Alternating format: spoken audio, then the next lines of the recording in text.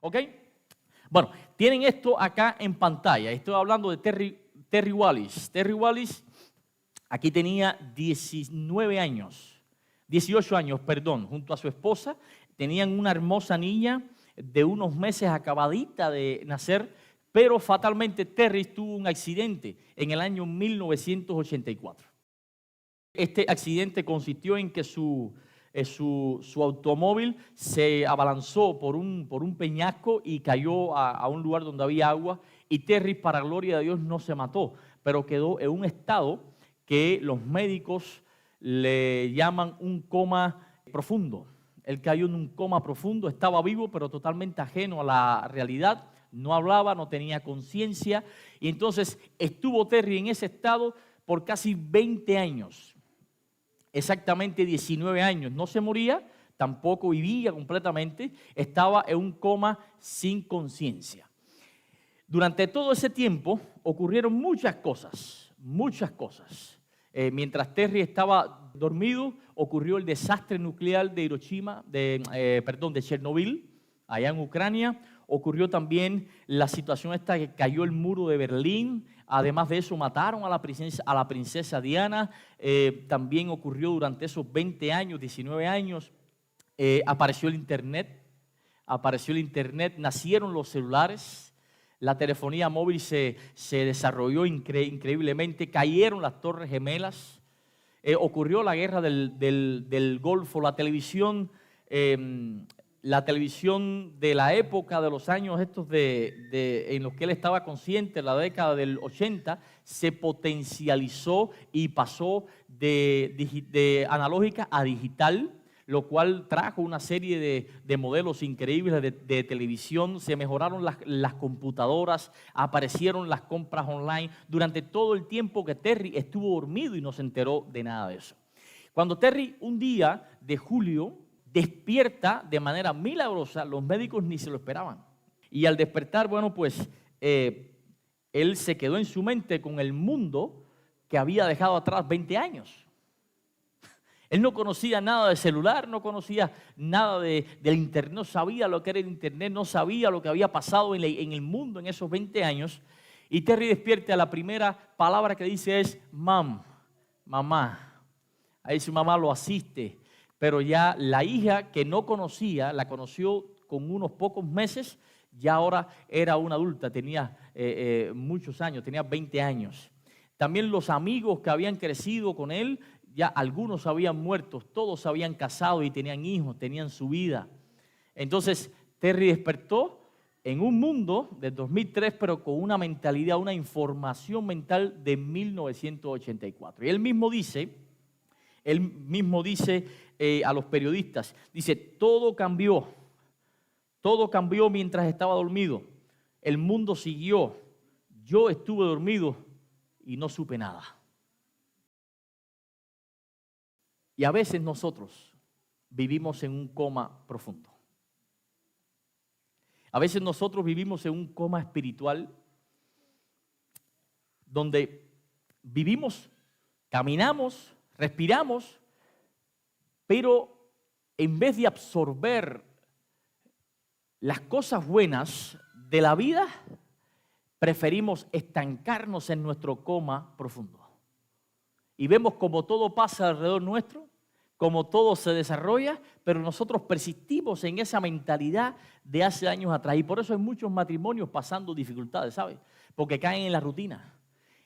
Pero no solamente en la rutina, sino que no están dispuestos a autenticar su modelo de matrimonio, porque lo aprendieron de sus padres, lo aprendieron del abuelo. En mi familia, aquí quien da la última palabra soy yo, y en mi familia esto es así, y mi mamá prefiere llevarle la toalla al baño, ponerle la chancleta a papi, darle la comida en la boca, todo listo. Y yo no digo que esté mal eso, solo que digo que estamos en un mundo totalmente distinto. Y cada cual debe hacer su propio matrimonio, su propia vida, y ejercer los cambios que deben ser ejercidos. Todo lo que debe ser cambiado en nuestro matrimonio, en nuestra familia, debe ser cambiado. ¿Cuántos dicen amén? ¿Estamos dispuestos a cambiar nuestra relación matrimonial para mejor? De hecho, después vamos a ver textos bíblicos donde Dios nos invita a cambiar. A Dios no le gustan las cosas estáticas. Hay una gran diferencia entre ser flexibles y ser elásticos. La persona flexible es esa persona inconmovible de su centro de principio, pero que es flexible, es tolerante, es comprensiva, es empática, es flexible, es comprensiva. Ahora, la persona elástica, esa es aquella que digamos, por un mal ejercicio de adaptación, él entonces estira los límites de principio. Estira los límites de principio. Su conducta cambia de acuerdo a las circunstancias. Por eso tiene una ética situacional y no una ética basada en principios. El caso es que vivimos en un coma profundo e insistimos muchas veces en vivir de esa manera. Porque me lo enseñaron, porque así fue que lo aprendí, porque siempre lo he hecho así durante toda mi vida, porque las cosas son como son. No sé, esa es mi costumbre, yo a esta altura yo no voy a cambiar con la edad que tengo. Entonces, mientras eso ocurre, cuando por fin despertamos, nos damos cuenta el tiempo que se ha perdido, las oportunidades que no se aprovecharon, las cosas que hemos perdido, los números rojos en nuestra vida familiar, espiritual, matrimonial, económica, las cosas que han pasado por nuestro frente, a nuestras narices y no las hemos aprovechado. Entonces, cuando seas un ya bien adulto, un viejito, no te vas a arrepentir tanto por el dolor de lo que hiciste. Vas a sufrir por las oportunidades que no aprovechaste, por los cambios que no hiciste o ejerciste a su tiempo para mejora de tu vida, para mejora de tu matrimonio, de tus hijos. Entonces vemos familiares alejados, vemos familias destruidas, vemos matrimonios resquebrajados, vemos vidas a medio construir. ¿Todo por qué? Porque hemos insistido en nuestra vida en vivirla en un coma profundo. Andando por la vida, pero sin tener conciencia de las autenticaciones que debemos hacer para estar al corriente de nuestra realidad. Ahora, la vida cambia constantemente. La vida cambia constantemente. La vida no es estática. Es más, nada es estático. Nada es rígido. Este año no se parece en nada al año anterior. Estábamos muy felices, muy contentos y de repente llegó un COVID y acabó con millones en el mundo. Destruyó familias, todo cambió. El mundo fue uno antes del COVID y es otro después del COVID. Cuando digo mundo, incluye la iglesia. Y nosotros, lo más interesante de esto es que nosotros le tememos a algo a lo que estamos expuestos la vida entera. Porque los cambios lo tenemos la vida entera. Y muchos de los cambios lo toleramos. Ya usted no se peina como se peinaba hace 40 años atrás. Ya usted no usa la moda que usaba cuando era un jovencito. La cosa es que no usa el mismo peinado, no usa la misma moda. Los especialistas, incluso en moda, dicen que la moda cambia cada 5 o 6 meses. O sea, está en constante cambio. Además de eso, ya no usas el mismo medio de transporte. Antes, hace años atrás, usted usaba su ventilador, en Cuba decimos ventilador, en otros países dicen abanico, lo que echa aire, para refrescarse del calor, pero ya hoy quizás no, ya hoy prende el aire, la climatización central de la casa porque todo cambió. Antes, si estabas cansado o cansada, tenías que ir de todos modos a la tienda a hacer la compra, a restaurante a comer. Hoy no. Hoy, si estás cansado y tienes la posibilidad, online, haces tu pedido y te lo llevan a la casa. Antes, para cobrar su salario, tenías que ir al banco quizás y buscar el cash, pero ya hoy no, hoy ya le pagan por un dispositivo pequeñito así que se llama tarjeta, card. Entonces no tiene necesidad de ir al banco, no tiene necesidad de andar con toda la cantidad de billetes, y algunos se alegran. Por ejemplo, el hermano Rocha dice, oye, menos mal que existe la tarjeta, si no yo anduviese con una maleta llena de dinero. Entonces la vida cambia y junto con la vida nosotros cambiamos también. Nosotros cambiamos también, no usamos la misma moda de siempre, estamos cambiando. Pero lo interesante de todo esto es que aceptamos los cambios que tienen que ver con la familia, aceptamos los cambios que tienen que ver con nuestro matrimonio, con nuestra vida, pero qué difícil se nos hace aceptar los cambios en la iglesia. y no se sienta culpable, es comprensible. Es comprensible. Es comprensible. Es más, es hasta bíblico incomodarse un poco por algunas transformaciones en la iglesia donde estamos. Pero es interesante esto de los cambios porque Dios nos llama a actualizarnos como pueblo de Dios. Somos cabeza y no qué, pero preferimos a veces en nuestra vida ser cola. Por eso la persona que tiene la adaptabilidad, y ya voy a caer en la Biblia, no se me desesperen, ¿ok? La persona que tiene la adaptabilidad, que es capaz de adaptarse a los cambios de escenario, porque la vida es como un teatro giratorio que va cambiando de escenario y una etapa no se parece en nada a la otra. Esa persona que tiene esa virtud de adaptación a las nuevas circunstancias son las más exitosas. Ahora, las personas que no se adaptan dependen de aquellas que se adaptaron. Por eso hoy quizás algunos tienen que depender de alguien para que les mande un mensaje de texto en su celular a un amigo. Quizás hoy hay quien depende de otra persona para sacar un turno en el DMV o un turno médico porque no saben cómo es que se hace. Porque tienen el dispositivo hace 5 años, pero ellos prefieren el teléfono de marcación por disco, por disco. ¿Entiendes? Entonces, otros prefieren que le escriba el mensaje porque ellos no se acostumbran a la computadora y quizás están trabajando horas enteras al sol fuerte, duro, porque pudiendo trabajar desde casa, pero no pueden hacerlo porque no se adaptan a la nueva tecnología, no saben trabajar en computadora. ¿Por qué? Porque ellos prefieren, ¿qué cosa? La máquina de escribir. Es más, tienen hasta título de mecanógrafo. Yo soy mecanógrafo, titulado, pero de nada te sirve porque ya el tiempo es otro. ¿Ah? Y no te actualizaste. Ve la importancia de actualizarte no solamente en la iglesia, en tu vida, en tu familia, en tu vida profesional. Si un médico no se actualiza con los nuevos modelos de medicina, cae en la quiebra desde el punto de vista económico y va a andar matando gente por ahí porque no está actualizado. Entonces, la iglesia, nosotros somos los médicos y la iglesia es nuestro paciente, el mundo es nuestro paciente. Si nosotros como médicos espirituales no nos actualizamos en los métodos para ganar gente y sanar almas, la gente se va a morir. O pudiendo salvar 200 personas, sanamos 30. Y esa no es la misión. Ahora, pastor, sea más bíblico. Ok, primero voy a hablar de la historia de la iglesia. Tenemos que ser conocedores de nuestra historia denominacional. Hay alguien que dijo que pueblo que no conoce sus raíces termina pereciendo. Pueblo que no conoce su historia termina pereciendo. Entonces, les invito a leer historia denominacional. Hay un libro maravilloso que se llama La mano de Dios al timón. Léaselo y va a aprender muchísimo de la historia. Las incomodidades frente al cambio en la iglesia no vienen de ahora.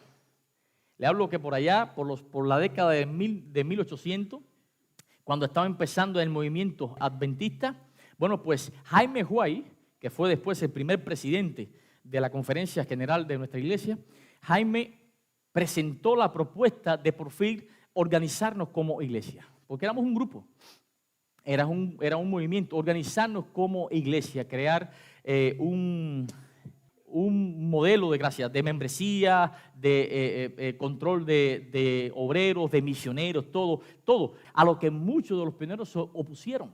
Eso fue un bombazo en esa época, lo criticaron mucho de sus compañeros, incluso la hermana White al principio no estaba muy de acuerdo con eso, pero después la iglesia buscando dirección divina se dio cuenta que ese era el camino y gracias a eso, en 1863, en el primer congreso que celebró nuestra iglesia, entonces allí nos institucionalizamos como organización formal, nos organizamos y gracias a ese cambio que hizo Jaime White, usted y yo estamos sentados hoy formando parte de una iglesia a escala mundial. ¿Cuántos dicen amén? Un cambio que en un principio tuvo sus ventajas y tuvo sus desventajas, hoy vemos que fue una gran bendición. Pero no solamente eso ahí. Resulta que la hermana White después propone la idea de cambiar el concepto de misión y dice, tenemos que invertir en hacer hospitales y hacer escuelas. Y la gente, no, eso es una distracción del mensaje del tercer ángel. Y se lo pusieron muchísima gente, líderes consagrados, espirituales, gente con buen corazón. Y cuando se les resistieron no fue por maldad, fue por celo divino. Nosotros, decían ellos, estamos comprometidos con Dios para decir al mundo nuestro mensaje que se nos fue dado de un modo profético. Eso es una distracción. Y la hermana Juan insistió y no tuvo apoyo al principio. Ella vino aquí para comprar todo el terreno donde está la universidad esta de la sierra.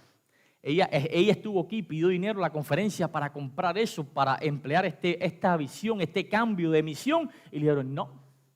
Y salió caminando y llegó a Loma Linda, vio el terreno. Dios le mostró que ese era el lugar, pero se lo mostró a ella. Y no le creyeron. Y decía, este es el camino, tenemos que comprar esto. Y le dijeron, no. Bueno, pues ella, con su dinero, agarró de sus ahorros de toda la vida y los invirtió en ese terreno que hoy tenemos acá. Y gracias a ese cambio, hoy tenemos miles de hospitales, miles de escuelas, miles de clínicas alrededor de todo el mundo. Y hemos visto que ese cambio fue una gran bendición. Pero no queda ahí.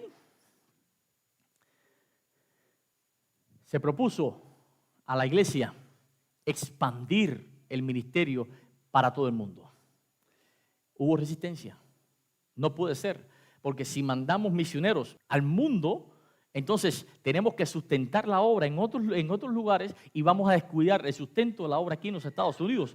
No, hermana, la visión de la misión es para los Estados Unidos. Después veremos, estás haciendo muchos cambios muy rápido, eso va a crear problemas. Así mismo, léanlo. Oraron, Dios dio dirección. Se aprobó el cambio de enviar misioneros al mundo y entre otros el primer misionero que se envió a Europa fue Andrews, cuyo nombre tiene la universidad, y gracias a eso hoy tenemos una iglesia que está expandida en más de 200 países en el mundo, del cual tú y yo somos miembros de ella. ¿Cuántos dicen amén? ¿Hubo oposición? Claro. ¿Hubo gente que no entendió? Por supuesto, pero Dios siempre estuvo al timón de esta embarcación y nunca la dejó caer al piso. Pastor, qué lindo. ¿Cómo lo vemos en la Biblia? ¿Cómo lo vemos en la Biblia? Mira, el primer ejemplo, cuando estaba orando y el Señor puso esto en mi corazón y me dijo, Pedro, la iglesia necesita esto, que me puso Dios a la mente, fue Saúl. Saúl fue ungido como rey, ¿sí o no? Fue ungido como rey y todo el mundo lo victorió. Pero llegó el momento en que hubo un cambio de escenario y él no lo toleró.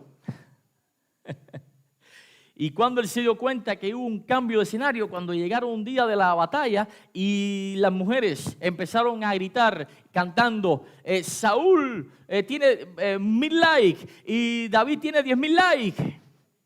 A ver, no, en la Biblia lo que dice es, mató 1,000 y David 10,000. Y él cuando vio eso, entendió que había un cambio ya. Y en vez de apoyar el cambio de Dios, se opuso al cambio de Dios. ¿Cómo terminó Saúl? En vez de apoyar a un joven que venía bien por el camino, cometió error de ser joven. Claro, era joven. Hacía cosas que no se entendían, claro, pero era joven y Dios lo había puesto allí. Y en vez de apoyar a ese joven para que sustentara el cambio de Dios, dedicó sus últimos años de vida a oponerse al cambio. ¿En qué terminó Saúl? Terminó renegando de Dios, renegando de la fe.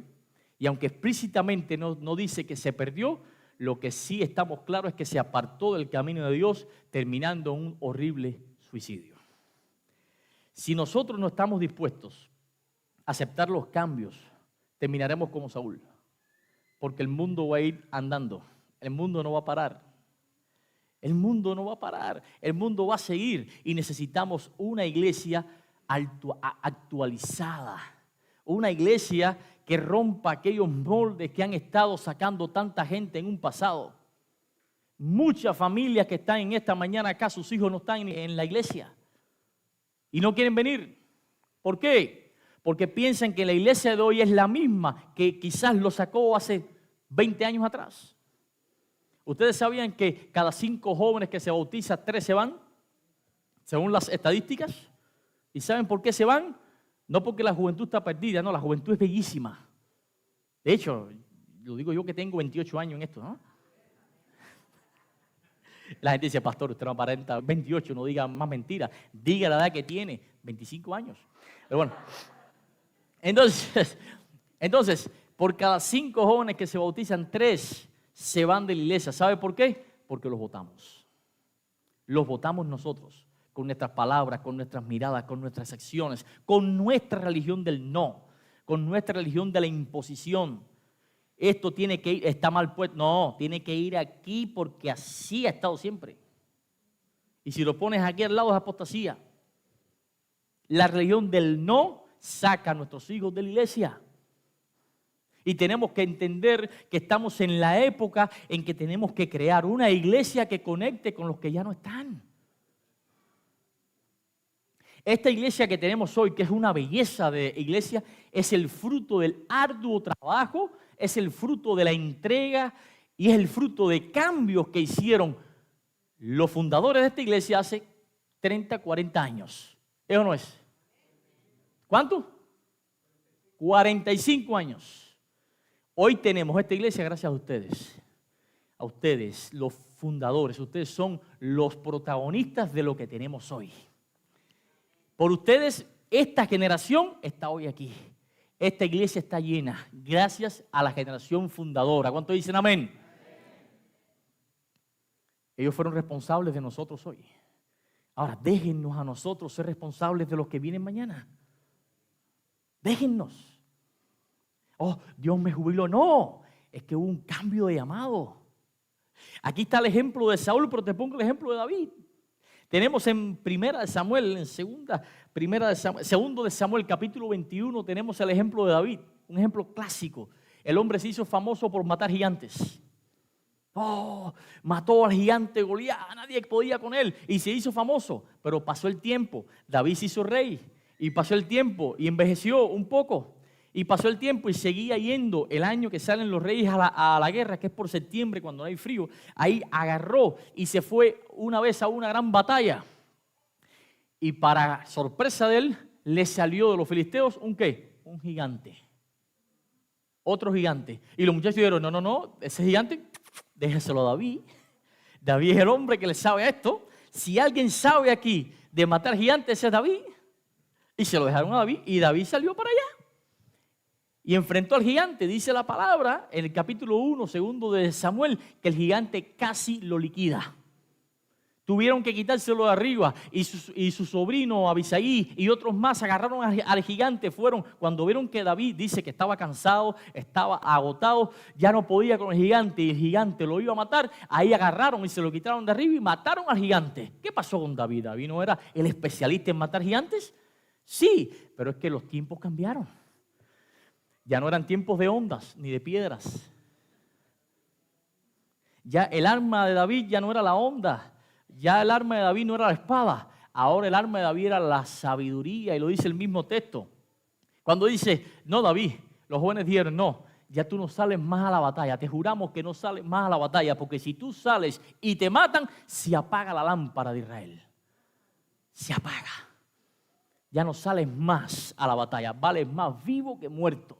Ya no necesitamos tu espada, ya no es tiempo de ondas, ahora es tiempo que tú nos aconsejes y nos guíes, porque hubo un cambio de época. Y David lo entendió. Mira qué diferencia. ¿Y cómo terminó David? Lo vamos a ver en el cielo. Entendió el cambio de escenario. Y aquí dice en Hebreos capítulo 1, aquí tengo el texto en Hebreos capítulo 1, dice, y Dios, habiendo hablado muchas veces, ¿y de cuántas maneras? Muchas maneras, muchas formas, en otro tiempo a los padres por los profetas, en estos postreros días nos ha hablado por el Hijo. Dios no cambia. ¿Cuántos dicen amén? Pero sus métodos sí. Ahí está. Habló muchas veces, ok, pero de muchas maneras. Y si antes habló por profeta, hoy te habla por el Hijo. Cambió de método. Ahí tenemos con Moisés, usó el método de las señales y los milagros. Ahí vemos que abrió el mar, las 10 plagas, fue una belleza. Pero ya con Josué fue diferente. Usó estrategias militares para conquistar Canaán y usó trompetas. Ya no abrió mar. Fíjense que hay una diferencia entre el Jordán y el Mar Rojo. El Mar Rojo, Dios abrió las aguas, pero en el Jordán no las abrió, Dios detuvo el agua. Hay una gran diferencia de método. Pero después, con los jueces, cambió la estrategia de las trompetas y usó líderes carismáticos para liberar al pueblo de Israel de sus opresores. Cambió de método, el mismo Dios. Pero después también, con los profetas habló a través de visiones y mensajes directos y luego cambió, y en el Nuevo Testamento Jesús predicó a través de ¿qué? De parábolas y milagros.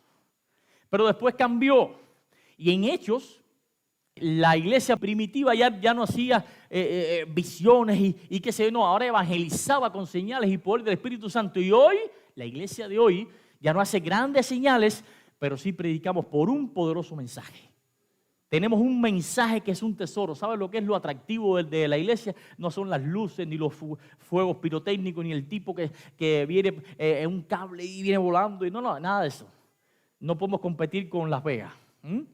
Pero en lo que Las Vegas no puede competir con nosotros es en la presencia del Espíritu Santo acá en la iglesia. Y eso es lo principal.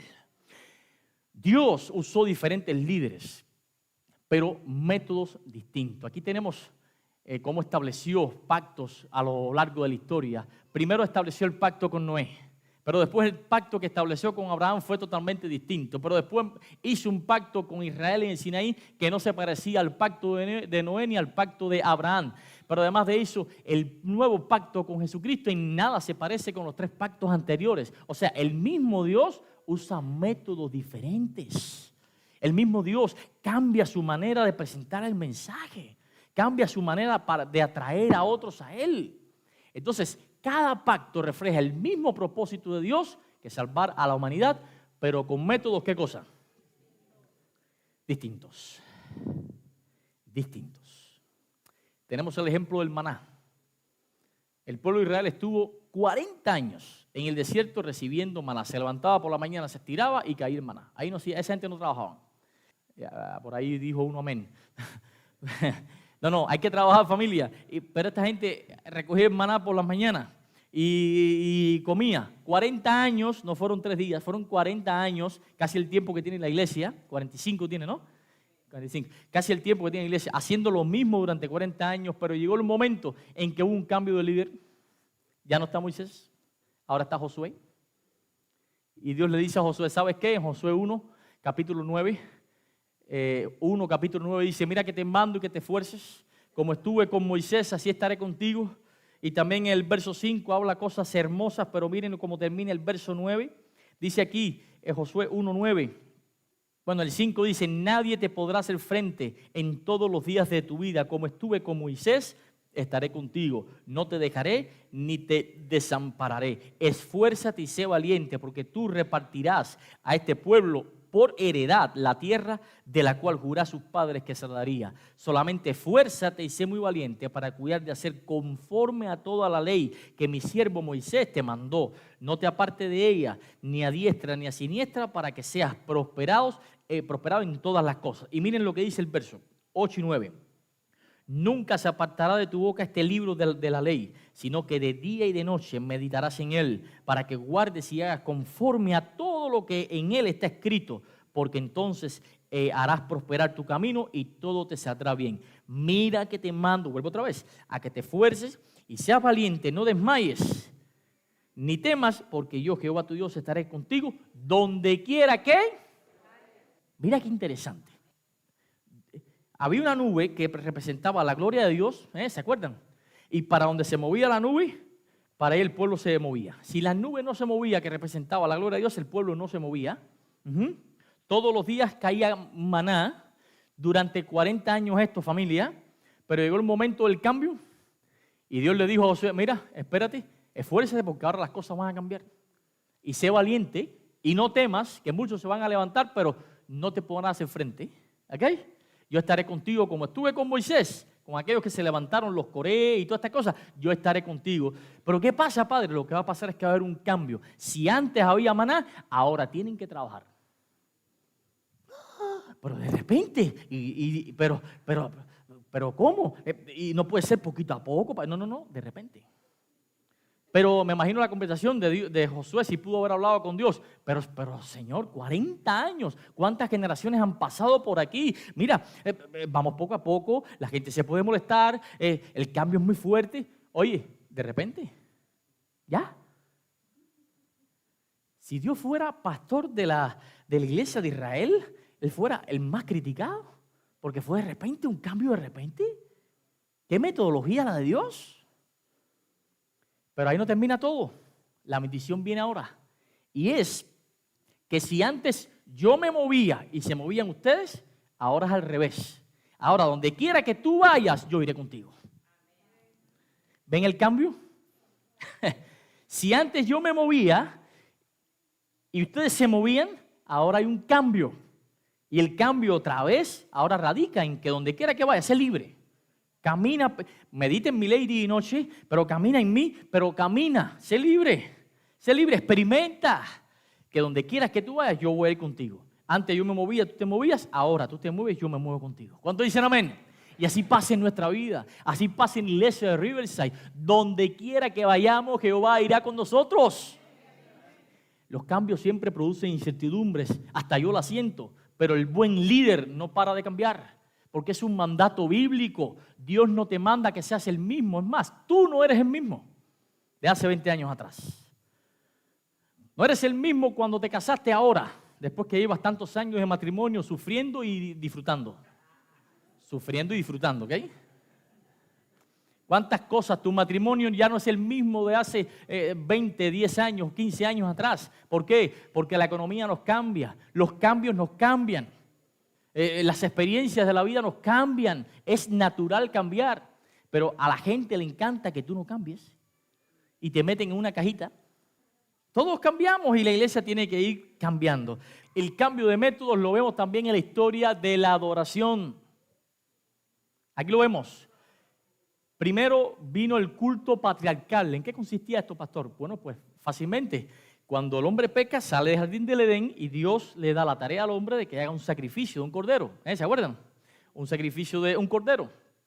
Y entonces el padre de familia se paraba frente a la familia y hacía su sacrificio. Ahí tenemos a Job, como sacrificaba todos los días por sus hijos. Ahí tenemos a Abraham, que levantaba un altar al Señor y ponía ahí una ofrenda de cordero en favor de la familia y gloria a Dios, qué sé yo. Había un culto patriarcal. Pero pasó el tiempo, Israel llega al desierto y ya Dios dice, ya no me hagan ese culto patriarcal. No, ahora yo quiero que me haga un santuario. ¿Pero cómo? ¿Cómo tú vas a cambiar, Dios, si tú no cambias? Yo no cambio, mi esencia no cambia, pero los métodos sí. Estamos en otra época. Mira cuántos pueblos tienen su propio santuario. ¿Sabían ustedes que en la época del santuario los pueblos moabitas y los pueblos cananeos tenían un santuario parecido, que tenían también lugar santo y lugar santísimo? Pero qué apóstata. Bueno, apóstata será la historia. No lo digo yo, lo dice la historia. Entonces Dios pidió que se le hiciera un modelo de santuario de acuerdo al modelo de santuario que había en su tiempo. Pero el pastor dice que no fue conforme al modelo celestial. Eso es el punto de vista teológico. Pero había una realidad que se estaba viendo y era esa. Había un altar de sacrificio, había un lugar santo y lugar santísimo, un altar de incienso también, y Dios lo hizo conforme también a la época. Pero pasó el tiempo, entró Israel, salió del desierto y entró a Jerusalén en el tiempo de paz. Y ya dijo, ya no, quítenme ese santuario. Ahora yo quiero que me haga un templo. Pero ¿cómo es posible? Sí, estamos en otra época. Pero me van a quitar las telitas, los tejones. ¿Qué hacemos con los tejones? Bótalo. Ahora necesito un templo, como yo se los voy a decir. Y mandó entonces a hacer un templo donde todos fueron a adorar. Pero pasó el tiempo y vino Jesús. Es más, antes aparecieron las sinagogas, que no está puesta allí. ¿Qué diferencia hay entre templo y sinagoga? El templo de Jerusalén, mira, las tribus del norte hacían sus sacrificios, hacían sus cosas, todo aparte. Ahora Dios cambió y dijo, no, ya nadie me haga sacrificio. Ahora vengan todos a Jerusalén y en el templo ejerza una vez al año el sacrificio. Ahora, ustedes hagan pequeños templos y le vamos a llamar sinagogas. Otro cambio. Y llegó el tiempo de las sinagogas cuando Jesús llegó. Y llegó el templo. Dice que abrió en la sinagoga el rollo de ¿quién? De Isaías. Ya no en el templo, ahora en la sinagoga. Pero pasó el tiempo y Dios dijo, no, ya se acabó de esos templos y de sinagogas. Entonces ahora quiero que las iglesias sean en las casas. Y viene la iglesia del Nuevo Testamento. La iglesia del primer siglo que se reunía en el templo. En el templo iban a las sinagogas, pero dice Pablo que los nuevos conversos se reunían ¿dónde? En casas. Saludos a la iglesia que está en la casa de la hermana. ¿Ves cómo cambia? Es el cambio bíblico. Y hubo gente que no lo entendieron, pero venía de Dios. Ahora, sigue pasando el tiempo. Y los judíos tenían una estructura de salvación que creían que solo la salvación era para los judíos. Y Dios dijo, no, espérate, voy a cambiar eso. Y llegó el año 34. Y yo, no, espérate, está profetizado. En el 34 va a haber un cambio. Ahora ya la salvación no es para ustedes nada más, ahora es para todo el que crea. Y entramos nosotros ahí en ese paquete. Gracias a los cambios, hoy tú y yo somos salvos, mijo. Entonces, pero pasó el tiempo. Y ya las iglesias no son en las casas, ahora tenemos templos hermosos como el que tenemos hoy. ¿Cuántos dicen amén? Y estamos aquí. ¿Por qué no tenemos un santuario? ¿Por qué no tenemos el santuario del desierto o el templo de Salomón o de Herodes? ¿Por qué ya no nos reunimos únicamente en las casas y nos encanta que la iglesia esté llena? Porque es otra la época, es otro el tiempo. Y a Dios gracias por eso. Familia, el cambio viene de Dios. Dios no cambia, pero tú sí cambias. La sociedad cambia, los métodos cambian. Y lo que antes te gustaba a ti, ya hoy quizás a la gente no le gusta. Tenemos una iglesia donde hay alrededor de 4 generaciones diferentes. Y tenemos que tener espacio en nuestra congregación para que cada generación se sienta identificada. No podemos tiranizar la manera de servicio o la manera de ver la iglesia que traemos de nuestros países. No podemos. En mi país quizás todos ustedes estuviesen censurados hoy. ¿Sí? Porque por tomar café usted no lo bautizan. Usted si toma café usted no puede tener parte en la plataforma. Quizás ninguno de ustedes tuviera parte aquí si yo fuese a implantar el modelo de iglesia de mi país. Las mujeres con prendas no pueden ni tener parte. Venimos de una iglesia en nuestros países, nos unimos muchas personas acá, gloria a Dios por eso, de diferentes lugares del mundo, y tenemos una iglesia multicultural. ¿Cuántos dicen amén? Pero eso es un problema. Porque cada cual quiere que la iglesia funcione como aprendió en su país, pero ya no estás en tu país, ni estás con los de tu país. Entonces, ¿cómo se logra eso? Con la tolerancia, con la empatía, con el Espíritu de Dios, con la unidad, con el amor. Quizás para ti algo es muy pecado, pero para otros no. ¿Les he obligado a ustedes a no tomar café? No obligues a otro a hacer la iglesia que te gusta a ti. Tenemos que hacer una iglesia que conecte con el que está de afuera, que devuelva a los que ya no están. Entonces tendrás a tu hijo, a tu nieto, a tu cuñado, a tu vecino, a tu amigo sentado al lado tuyo. Pero para que eso ocurra, tú tienes que cambiar.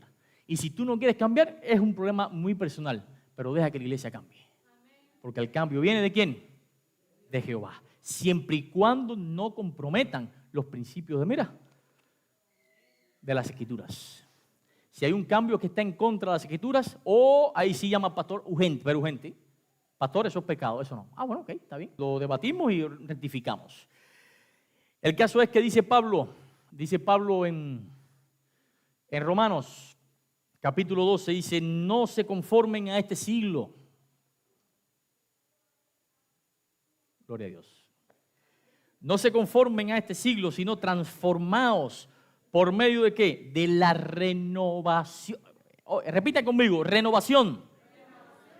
Transfórmense por medio de la renovación de vuestro entendimiento. La Biblia nos llama a transformarnos, a renovarnos como las águilas, a cambiar de plumaje, sin y respetar los principios de Dios. Familia, gloria a Dios por todos los que estamos acá. Los dejo con esta imagen. ¿Dónde está el problema acá? A ver, en las ruedas, ¿eh? Ese es el problema que tenemos en la iglesia. Que la gente cree que el problema está en las ruedas. El problema está en la gente que puso esa rueda. Entonces ahí están avanzando de poquito en poquito, pero necesitamos a alguien que cambie esas ruedas. El problema no está en lo que tenemos, el problema está en lo que somos. En lo que somos. Necesitamos gente que cambien ruedas, que cambien llantas, para beneficiar y adelantar el reino de Dios. Entonces aquí tenemos otro ejemplo, miren, un poco más para acá. Familia, dice la hermana White en el libro de evangelismo, Dios desea que los que asisten a sus reuniones de adoración reciban, ¿qué cosa? Bendición. No desea que nuestros servicios sean como monótonos, que se repitan año tras año sin ningún cambio para despertar el interés de los asistentes. Punto final. Si no te convence lo que dice la Biblia sobre el cambio, tampoco te convence lo que dice la hermana White bajo inspiración divina, a usted no lo va a convencer nada. Dios desea una iglesia diferente que conecte con los de afuera y que los atraiga al final para despertar el interés. Una iglesia que despierte el interés de los que ya no están. Pero para eso hace falta, ¿qué cosa? Hacer un cambio, no repetir lo mismo todos los años.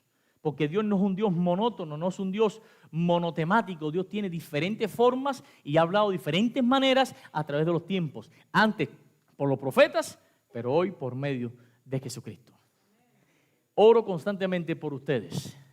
Oro por mí para que me dé sabiduría para seguir guiando este rebaño. Y oro también por los que ya no están para que estén. Sueño con ese gran día que va a venir y está muy cerca. Ese gran día en que tengamos en la iglesia a nuestros hermanos que ya no están. A nuestros seres queridos que se fueron porque detestaron un modelo de iglesia, pero ya la iglesia es otra. Y quizás no fue ni por el modelo de iglesia, fue por una palabra maldicha, fue por una cosa que se hizo, pero alabamos a Dios por la manera en que ha dirigido esta iglesia en el pasado a través de poderosos líderes, gente espirituales de Dios, que gracias al Señor, la gran mayoría está hoy con nosotros. ¿Cuántos dicen amén? Y nos han entregado como herencia a esta iglesia hermosa. A ustedes muchas gracias. Ahora nos toca a nosotros, esta generación, entregarle esta iglesia a la generación que viene. La generación que ya no llora quizás con los signos del himnario, no digo que sean malos, sino que sienten más el espíritu con King Richard.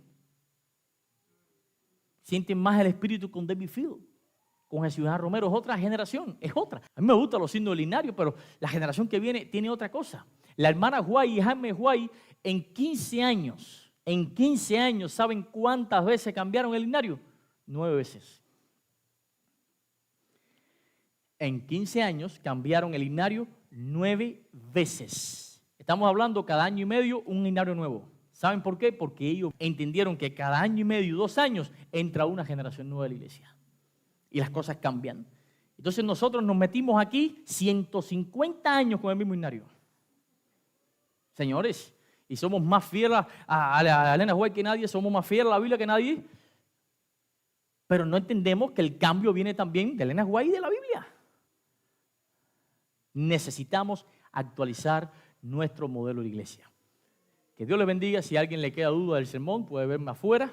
Yo voy a pedirle a los diáconos que me custodien,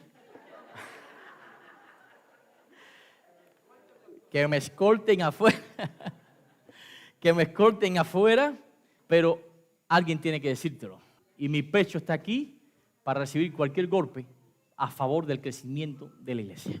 Que Dios me lo bendiga. Vamos a ponernos de pie para orar. Dios grande, gracias porque tú eres sabio. Pero es un Dios que nunca ha dejado a tu iglesia sola.